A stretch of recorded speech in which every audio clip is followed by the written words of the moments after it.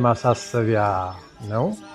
አሁን በዚህ በእመቤታችን ጾም ምስጢሩ የገባው ሰው የሚከታተለው ያልገባው ሰው ምንም የማይመስለው ነገር አለና በዚህ ጾም ሰዓታት ከሌላው በተለየ መልኩ ሰዓታት ተቆሞ ይታደራል። ኪዳን ከተደረሰ በኋላ በመዘምራኑ ክፍል ስብሐተ ነግህ ይቆማል፣ ዳዊት ይስተዛዘላል። ደግሞ በተለየ ሁኔታ የእመቤታችን የቅድስት ድንግል ማርያም ውዳሴ ማርያምና ቅዳሴ ማርያም አንድምታ ትርጉም ይተረጎማል።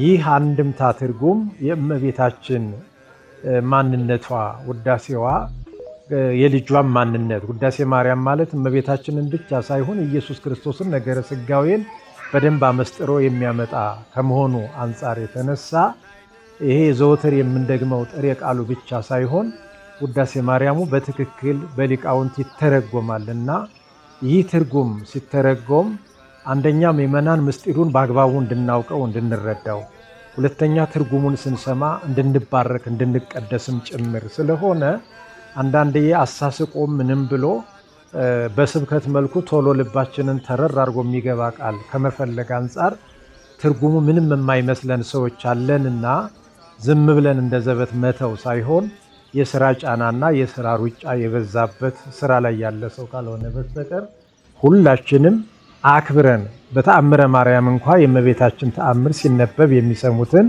ወንዶችንም ሴቶቹንም ቢሆን ትባርካቸዋለች ይላልና አሁን ያ አዲስ ምስጢር ለማግኘት አይደለም ተአምር የምንሰማው። በተለይ የዘወትር ተአምርና የዕለተ ሰንበቱ ስግደቱ ይታወቃል ምን እንደሆነ በቃል ሁሉ ተሸምዷል። ግን ስንሰማው መባረክ ስላለ የሚሰሙትን ትባርካቸዋለች ይላልና አሰሚውን መምህሩንም ተርጓሚውንም ሰሚዎቹንም ሁሉንም የሰሙት ሁሉ ይባረካሉ ይቀደሳሉና ምስጢርም ይገለጽላቸዋልና ቅዳሴዋንና ውዳሴዋን ሲተረጎም ከጨዋታም ከመቆዘምም ከእንቅልፍም ነቃ ብሎ ወደ ቤት ከመሄድም ተወት አድርጎ አክብሮ መስማት አስፈላጊ ስለሆነ የቅዳሴ ማርያምና የውዳሴ ማርያም ትርጉምን ባንንቀው እንደ ዘበት ባንተወውና አክብረን ብንሰማው ጥሩ ነው የሚለውን ለማስተላለፍ ፈልጌ ነው።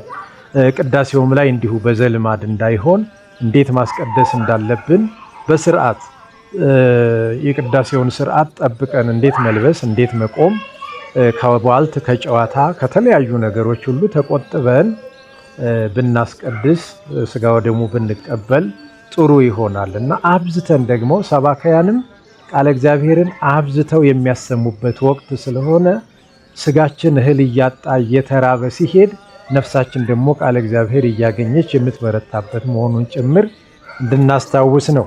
በተጨማሪም እንግዲህ የደብረ ብርሃን ቅድስት ሥላሴ ሰበካ ጉባኤ ወይም ስብከተ ወንጌል ይሄው ሚዲያ ከፍቶ እየሰራ ይገኛልና ሚዲያውን እናንተም እየተጠቀማችሁ ለሌላም እያስተዋወቃችሁ ሚዲያውም ከፍ እንዲል እንዲያድግም የበኩላችሁን አስተዋጽኦም እያደረጋችሁ የሐሳብ ሊሆን ይችላል፣ ለሌሎች ማስተዋወቅ ሊሆን ይችላል፣ ለራሳችሁ በአግባቡ መከታተል ሊሆን ይችላል።